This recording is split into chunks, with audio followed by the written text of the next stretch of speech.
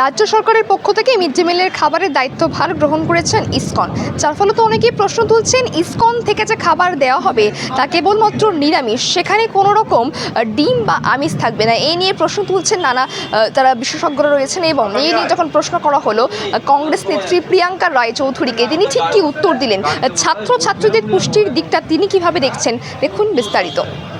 দেখুন, প্রথম কথা হলো যে ডিমের যেটা বায়োলজিক্যাল ভ্যালু সেটা সবচেয়ে বেশি যে কোনো খাদ্যর মধ্যে, এবং ডিমে সবকটা এসেনশিয়াল অ্যামাইনো অ্যাসিড আছে যেটা অন্য কোনো কিছুতে নেই। আমরা ভাত এবং ডালকে অনেক সময় একসাথে করে খিচুড়ি হিসেবে ইউজ এই কারণে করি, কারণ যাতে সবকটা অ্যামিনো অ্যাসিড থাকে। এটা হলো বিজ্ঞান। এবার আমার বক্তব্য, যারা আজকে পড়তে আসছে তাদের মধ্যে কতজন রাজমা বা এই ধরনের খাবার তারা খেতে অভ্যস্ত? আজকে যারা বাঙালি স্টুডেন্ট, বাংলায় যারা থাকি, তারা কেউই খুব একটা রাজমার সাথে অভ্যস্ত নয়। তারা মেনলি ডিম কষা বা একটা সবজি, ভাত, ডাল, এই সাধারণ খাবারটা তারা পেতে আসে, কারণ তাদের সেটাও জোটে না। তাই জন্যেই তো এই আইসিডিএস সেন্টারে এই ধরনের একটা চিন্তাভাবনা নেওয়া হয়েছিল।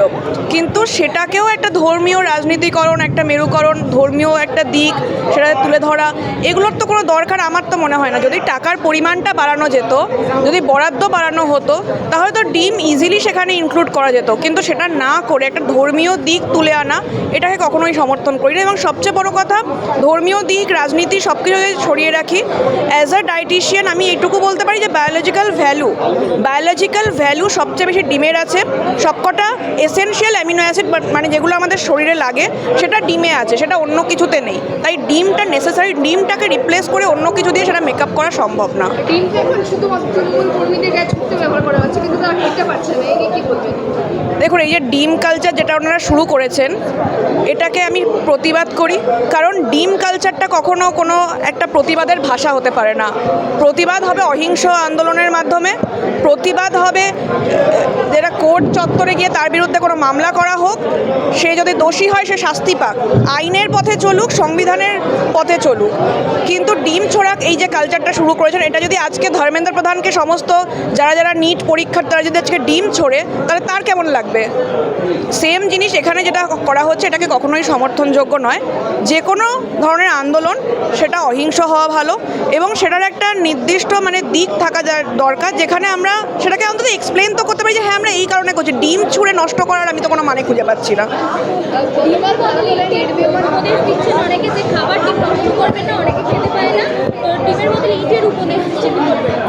দেখুন, প্রথম কথা হলো যে ডিম, ইট কোনোটাই তো তাকে দেওয়ার ছড়িয়ে তাকে কোনো সমাধান কি হবে? কেউ যদি আজকে কোনো দুর্নীতির সাথে যুক্ত থাকে, কেউ যদি কোনো অন্যায় করে থাকে, তাহলে তাকে শাস্তি দেওয়া হবে কোর্টের মাধ্যমে। তাকে ডিম ছুঁড়ে আমার কি হবে? ডিম ছুঁড়বে, সে নেক্সট দিন আরেকটা জামা কাপড় পরে চলে আসবে। কিন্তু তার ফলে আরও যারা পুলিশ অফিসার যারা যায়, তাদেরকেও ডিম খেতে হচ্ছে। তো আমার তো সবচেয়ে বেশি খারাপ লাগছে পুলিশ অফিসারদের জন্য, বা মিডিয়ার নিউজ রিপোর্টার যারা তাদের জন্য খারাপ লাগে, তাদেরকেও ডিম খেতে হচ্ছে। আরে অদ্ভুত ব্যাপার, একজন অন্যায় করেছে, 3 জন ডিম খাবে নাকি? 3 জন ইট খাবে নাকি? এটা তো কখনো একটা সলিউশন হতে পারে না। সলিউশন একটাই হতে পারে, সেটা হলো যে কোনো মূল্যে যারা যদি অন্যায় করে থাকে তাদেরকে শাস্তি দিতে হবে, আইনের পথে চলে, সংবিধানকে মাথায় রেখে।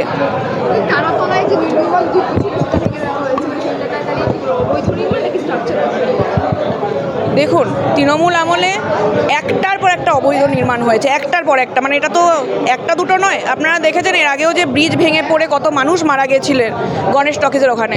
তো এগুলো কোনো নতুন বিষয় না। এই যে দুর্নীতি, আজকে হঠাৎ করে যারা করেছে এই দুর্নীতি, তাদেরকে ভালো তৃণমূল বলে হঠাৎ করে বিজেপিতে নিয়ে নেওয়া হয়েছে। এই যে একটা ওয়াশিং মেশিন কালচার, এটার বিরোধিতা সব জায়গায় করা দরকার। যে এটার সাথে যুক্ত হয়তো দেখবেন সেই কালকে বিজেপির হয়ে বলছে যে হ্যাঁ খুব অন্যায় করেছে তৃণমূল সরকার। এটার তো কোনো যুক্তি আমি খুঁজে পাচ্ছি না। যদি সে অন্যায় করে তাকে তার শাস্তি দেওয়া হোক। এবং এই ধরনের অন্যায় অনেক আছে, এগুলোকে যেন ভালো তৃণমূল বলে, এগুলোকে যেন ঋতব্রত বন্দ্যোপাধ্যায় যিনি আছেন তার টিমের মেম্বার বলে তাদেরকে যেন ছাড় না দেওয়া হয়, এটা ভীষণ ইম্পর্টেন্ট। কারণ এটা যদি না করা হয় না, ধরুন দিনের পর দিন একটা অন্যায় করা হচ্ছে, তারপর সেই আরেকটা দল চেঞ্জ হচ্ছে, আবার সেই অন্যায় যারা করেছে তারা প্রশ্রয় পেয়ে যাচ্ছে। এটা কখনো কালচার হতে পারে না, অন্তত বাংলার।